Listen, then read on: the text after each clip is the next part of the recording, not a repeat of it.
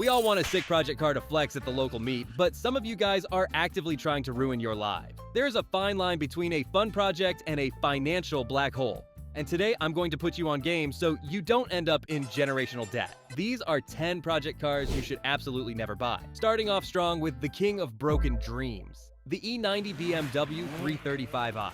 I know exactly what you're going to say. But bro, the N54 is basically a German 2JZ. Yeah, sure it is, buddy. It's a German 2JZ until your water pump explodes on the highway, your high-pressure fuel pump shits the bed, and your wastegates start rattling like a tin can full of pennies. You buy this thing for $6,000 thinking you're gonna gap Hellcats with a simple flash tune, but instead, you spend your weekends crying in AutoZone aisle 4 while your wallet begs for mercy. Unless you enjoy the smell of burning oil and check engine lights, stay away. The drift tax is ruining the car community, and the Nissan 240SX is the poster child for it. 15 years ago, you could buy one of these for the price of a McChicken, but now, because some dude on YouTube drifted one, you have guys on Marketplace asking $10,000 for a rolling shell. No engine, no transmission, missing the dashboard, and the frame rails are completely eaten by rust. You aren't buying a car, bud. You are buying a pile of scrap metal with a title. By the time you SR20 swap it and fix the rust, you could have just bought a brand new GR86. I see you guys on TikTok thinking you just found the ultimate glitch in the Matrix. You found a 2014 Maserati Ghibli for the price of a used Honda Civic. You think you're about to pull up looking like Bruce Wayne, but in reality, you just bought a Chrysler 300 with a Trident badge and interior buttons that melt in the sun. If you think the purchase price is cheap, wait until you take it to the mechanic and he hits you with a $4,000 bill for a basic brake job. The only thing you'll be flexing in this car is your newly acquired bankruptcy paper. Girls think it's cute, guys think it's a sick little go-kart, and mechanics think it's a free boat. Specifically, the early 2010s Mini Coopers with the N14 engine. It's built by BMW, which means you get all the BMW repair costs in a car the size of a shoe. These engines suffer from something literally called the death rattle, because the timing chain tensioner just gives up on life. Not to mention the carbon buildup, the oil leaks, and the water pump. If you buy this for your girlfriend, you clearly don't love her and want her stranded on the side of the interstate.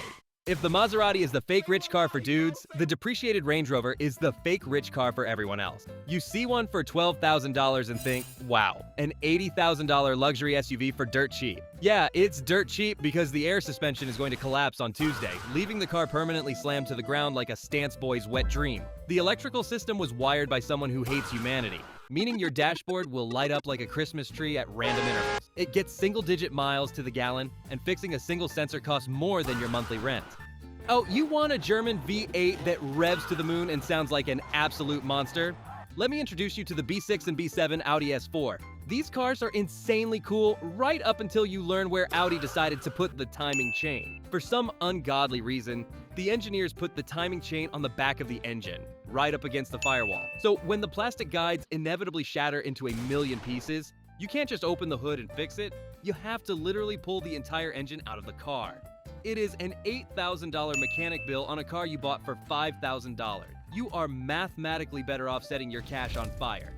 I actually like the Mazda Speed 3, but the community literally coined the term zoom zoom boom for a reason. These things are torque steering absolute menaces, but if you look at the turbo the wrong way without upgrading your high pressure fuel pump internals, your engine will lean out and send a rod straight to the shadow realm.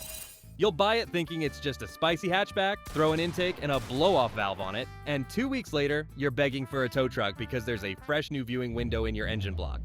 Do you hate having unbroken head gaskets? Do you enjoy the anxiety of listening to every single tick your engine makes, praying it's just the injectors and not rod knock? Then step right up to the 15-year-old Subaru WRX. Listen, I love Subarus. They're awesome in the snow and sound sick, but buying a used WRX that some 19-year-old learned to drive manual in is a literal financial suicide. Already been on 3 different eBay turbo setups, and the oil hasn't been changed since the Obama administration. Just buy a Honda Fit and keep your sanity.